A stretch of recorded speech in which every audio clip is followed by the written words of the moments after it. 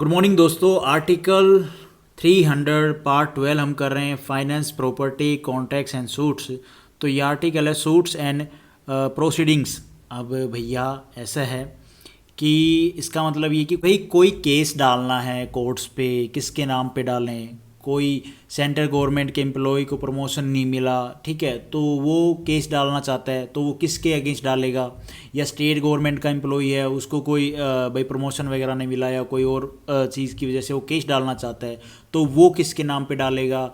या government of India को किसी दूसरी कंट्री के ऊपर केस करना है तो वो कैसे करेंगे, किसके नाम से करेंगे, ये बात इस आर्टिकल में है। तो हम देख लेते हैं फटाफट। फर्स्ट क्लोज में क्या है, द गवर्नमेंट ऑफ इंडिया में शू का मतलब होता है केस चलाना, और be sued by the name of the Union of India, and the government of a state may sue or be sued by the name of the state and may, subject to any provisions which may be made by act of parliament or of the legislature of such state enacted by virtue of powers conferred by this constitution, sue or be sued in relation to their respective affairs in the like cases as the Dominion of India and the corresponding province or the corresponding Indian states might have sued or been sued if this constitution had not been enacted। देखो भैया, simple सी चीज़ इसमें ये है कि भाई या तो government of India के अगेंस्ट कोई केस आ रहे हैं, या गवर्नमेंट ऑफ इंडिया किसी के अगेंस्ट, किसी कंट्री के या किसी ऑर्गेनाइजेशन के अगेंस्ट केस डाल रही है, तो किसके नाम से भैया? भाई जो नाम चलेगा वो आएगा यूनियन ऑफ इंडिया के नाम से केस चलेगा। सिंपल सी बात ये। भाई आप कर रहे हो तो किसी के नाम से तो करोगे ना केस, तो यूनियन ऑफ इंडिया के नाम से केस करेंगे। और केस जो आ रहा है आपके ऊपर, कोई केस कर रहा है तो वो किसको कर रहे होंगे? यूनियन ऑफ इंडिया को। ये तो बात हो गई सेंटर की। अब यहाँ पे स्टेट के केस में क्या? भाई स्टेट के केस में ऐसा होगा, स्टेट में अगर केस कर रहा है कोई स्टेट पे, या स्टेट किसी पे कर रहा है, तो स्टेट के नाम से चलेगा केस। दोनों केस हो सकते हैं ना, चाहे स्टेट के ऊपर हो जाए, चाहे स्टेट किसी के अगेंस्ट कर रहा है, तो स्टेट के नाम से चलेगा वो केस। और इसमें ये है कि रिपब्लिक होने से पहले जो ये यहाँ पे ये बात बोल रहा है, dominion of India and the corresponding provinces or the corresponding Indian states might have sued or been sued.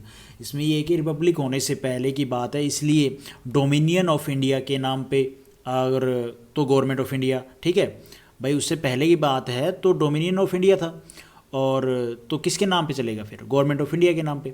और प्रोविंस के नाम पे था तो स्टेट गवर्नमेंट के नाम पे चलेगा, क्योंकि जो हमारे प्रोविंसेस थे वो क्या है, स्टेट में ही तो कन्वर्ट हो गए ना। किसी का एरिया थोड़ा इधर हो गया, थोड़ा इधर हो गया, बाकी जो नाम चेंज हो गए हैं, प्रोविंस स्टेट में कन्वर्ट हुए हैं, तो स्टेट गवर्नमेंट के नाम पे चलेगा। सिंपल सी बात है।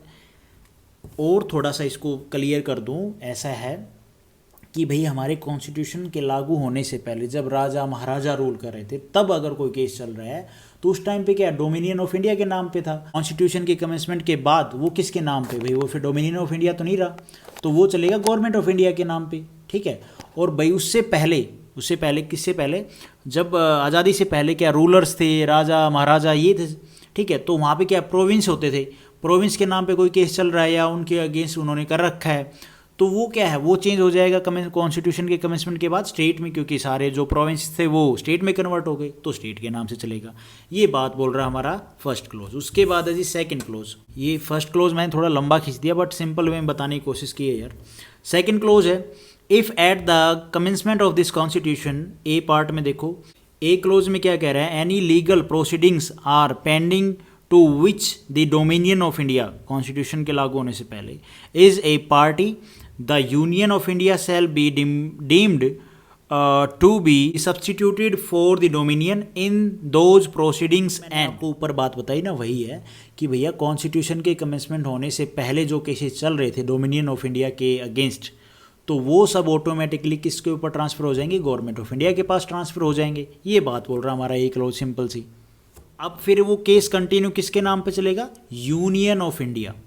मैंने आपको ऊपर पहले क्लोज में ही बताया है ना, यूनियन ऑफ इंडिया के नाम से भाई केस चलेगा, या अगेंस्ट हो रखा है तो यूनियन ऑफ इंडिया के अगेंस्ट हो रखा है, वो चीज़ आप ध्यान रखना। पे इस क्लोज में ये ट्रांसफ़र की बात कर रहा है, उस टाइम पे क्या है, डोमिनियन ऑफ इंडिया के नाम पे चल रहा था केस, या उन्होंने कर रखा था, फिर ट्रांसफ़र किसको हो जाएगा, सेंट्रल गवर्नमेंट को ना, गवर्नमेंट ऑफ इंडिया को। लेकिन जो नाम से चलेगा फिर वो आगे किससे चलेगा, यूनियन ऑफ इंडिया के नाम से। के बाद है be close, any legal proceedings are pending to which a province or an Indian state is a party, the corresponding state shall be deemed to be substituted for the province or the Indian state in those proceedings। पहले वाले एक close में हमने बात की किसकी, centre के ऊपर, भाई डोमिनियन ऑफ इंडिया के नाम से कॉन्स्टिट्यूशन कमेंसमेंट होने से पहले चल रहे थे तो वो गवर्नमेंट ऑफ इंडिया को ट्रांसफर हो जाएंगे। यहाँ पे स्टेट की बात कर रहा है कि अगर किसी प्रोविंस के ऊपर केस चल रहा है, उन्होंने कर रखा है, तो कॉन्स्टिट्यूशन के कमेंसमेंट के बाद वो किसको ट्रांसफ़र हो जाएंगे, स्टेट्स को। भाई जो भी वो एरिया जो जिस प्रोविंस के नाम पे चल रहा है वो प्रोविंस कॉन्स्टिट्यूशन के कमेंसमेंट के बाद किस स्टेट के नाम पे बना है, ठीक है, कितना एरिया है, तो उसके ऊपर, उस स्टेट के ऊपर भाई केस चल रहा है तो उसके नाम पे चलेगा, अगर उन्होंने कर रखा है तो उसी के नाम से चलेगा। ये बात बोल रहा हमारा बी क्लोज। यही था हमारा article 300। Thank you for watching this video. Video आपको ठीक लगी तो लाइक करना, चैनल पे नए हो तो भाई सब्सक्राइब करना।